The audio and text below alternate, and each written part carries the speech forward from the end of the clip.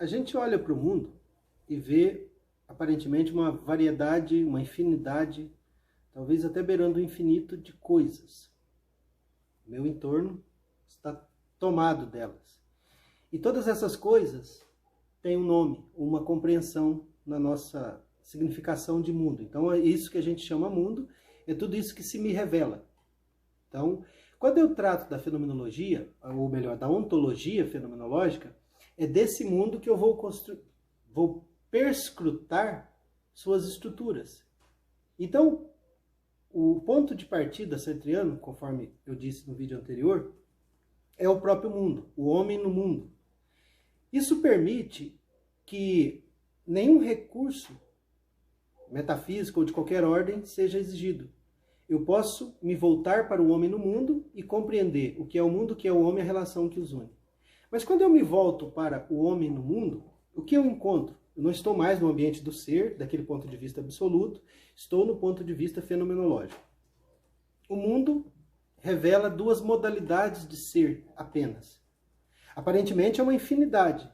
Todavia, a ontologia ela tem essa característica de universalização.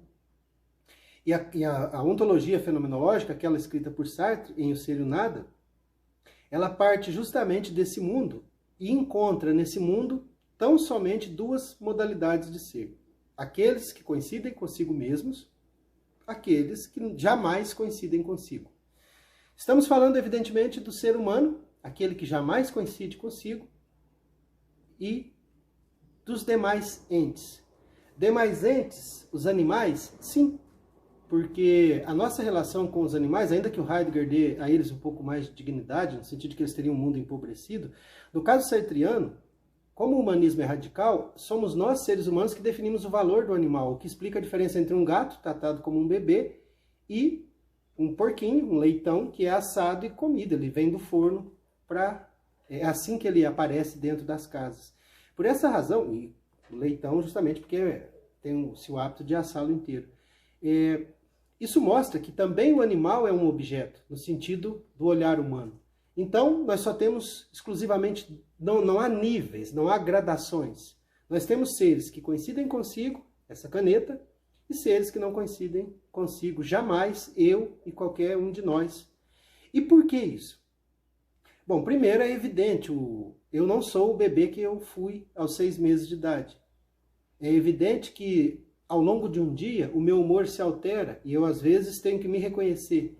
Só que ao mesmo tempo eu me compreendo como sendo essa estrutura que começou quando eu me lembro, talvez por volta dos 6, 7 anos, onde eu tenho as lembranças mais claras, até hoje. E existe uma linha existencial. Só que essa linha ela não é unificada meramente pelo corpo. O corpo mudou nesse tempo. Disse que na idade que eu tenho eu já devo ter trocado todas as minhas células.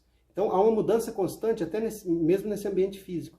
Mas se a gente pensasse o que poderia ser chamado do ambiente psicológico, essa mudança também acontece como fases que podem ser compreendidas de fora. A infância, a adolescência, a juventude, a maturidade. Então você tem uma série de... Nós temos, né? Uma série de maneiras de mostrar que nós não coincidimos conosco mesmos. Mas a mais fundamental delas é aquela que advém da consciência. Consciência que nós temos de nós mesmos. Porque, de algum modo, eu sou ainda o Luciano que teve 6, 7 anos. Mas, de alguma forma, eu não sou mais. Mas eu continuo sendo. Eu não vou entrar nessa questão por hora. Trata-se apenas de deixar claro que esses dois seres, eles são encontrados no mundo. E, por exemplo, quando eu digo ser em si, eu posso compor a gama inteira de fenômenos que se revela a mim como sendo essa estrutura em si. E nós temos a modalidade de ser para si, que é aquele ser que se volta para si mesmo e está em questão. Alguns exemplos banais. Um cinzeiro é um cinzeiro, exemplos do Sartre. Um cinzeiro é um cinzeiro independente do que aconteça. Ele pode ser cinzeiro quebrado, o ser humano não. O ser humano, ele é jovem, mas ele não coincide com o ser jovem. Ele está sendo corroído pelo tempo. O mesmo se aplicaria à beleza, mas ele é, a um dado momento, casado. Isso, sei lá, por N razões, esse casamento pode acabar. Então, a nossa existência, ela perpassa um movimento enorme de reconstruções daquilo que nós mesmos somos. E nós nos reconhecemos em todos esses momentos. Quanto mais a vida se amplia, quanto mais tempo é vivido, mais isso que eu sou mudou. Essa passagem de nós mesmos, esse movimento de nós mesmos, é unificado por um movimento nosso.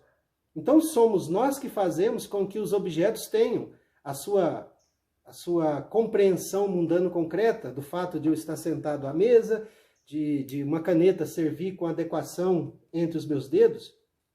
Todos esses aspectos tendem a mostrar que o meu entorno é construído em função daquilo que eu sou. Só que esse meu entorno não se compreende a si mesmo.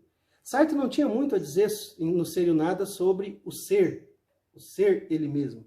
Ele diz tão somente na página 40, o ser é em si, o ser é o que é. E não há muito mais a dizer sobre o ser. Sartre mesmo, numa carta que ele mandou a Simone de Beauvoir, ele diz que tinha medo de estar escrevendo um livro sobre nada.